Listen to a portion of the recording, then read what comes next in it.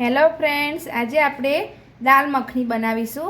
એના માટે અહીંયા મેં 1 વાટકી જેટલા અડદ લીધા હતા અને એક નાની વાટકી જેટલા રાજમા લીધા હતા। તો હવે આપણે અડદ અને રાજમાને ઓવરનાઇટ પલાળી લીધા હતા। હવે એને આપણે બાફી લઈશું। એમાં આપણે 1 ગ્લાસ જેટલું પાણી એડ કરી દીધું છે। હવે આપણે એને બાફા મૂકી દઈશું અને 5 થી 6 વિસલ વગાડી લઈશું।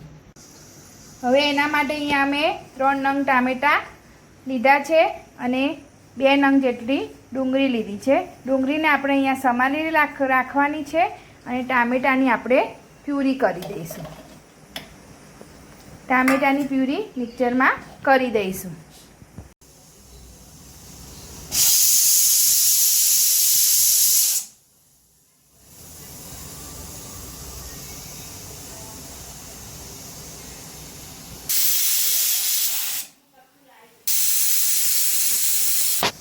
પછી અહીંયા અમે 5 થી 7 કળી જેટલું લસણ અને 3 થી 4 નંગ લીલા મરચાં લીધા છે।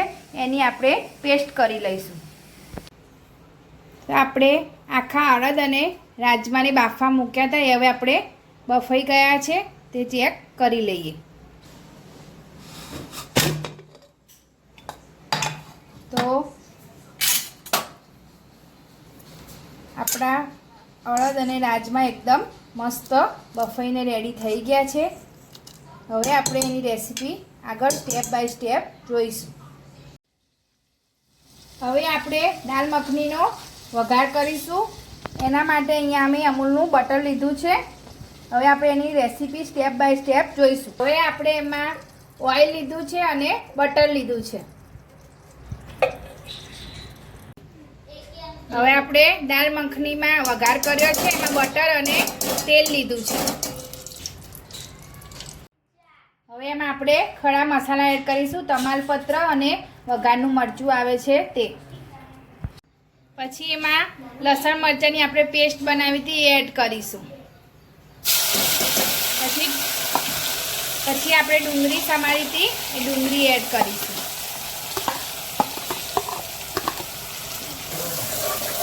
પછી ડુંગળીને આપણે સાતળવા દઈશું।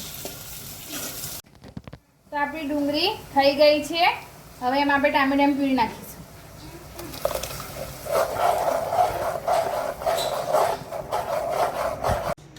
હવે આપણે ટામેટાની પ્યુરીને બરોબર ચડવા દઈશું અને એમાં આપણે મસાલા કરીશું। લાલ મરચું એડ કરીશું, હળદર એડ કરીશું, પછી ધાણા જીરું એડ કરીશું અને સ્વાદ અનુસાર મીઠું એડ કરીશું। દાલ મખનીમાં અડદ અને રાજમામાં બાફતી વખતે મીઠું એડ કર્યું હતું, એટલે આમાં થોડું જ એડ કરવાનું।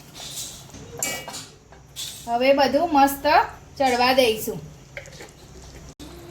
થોડો ગરમ મસાલો એડ કરીશું।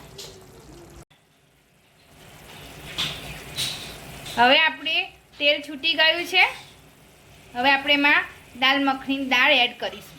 હવે આપણે દાલ મખની દાળ એડ કરીશું।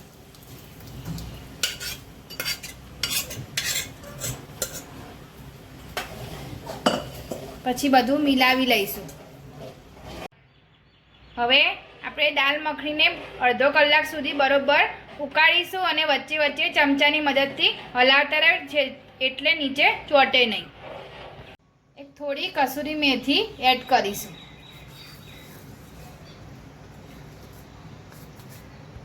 હવે આપણી દાલ મખની ઉકળી ગઈ છે, એમાં અડધો કપ જેટલી આપણે ક્રીમ એડ કરીશું।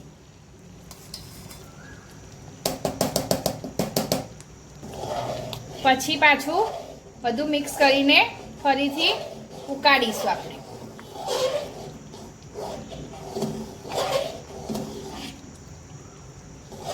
દાલ મખનીને જેટલી ઉકાળીએ એટલો ટેસ્ટ બહાર જેવો મસ્ત આવે છે।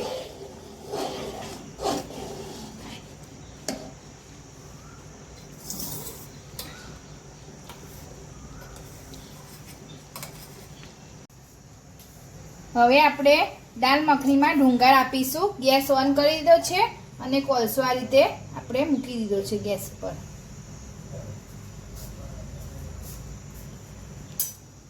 કોલસાને બરોબર સળગવા દેવાનો, પછી આપણે ડુંગર આપીશું.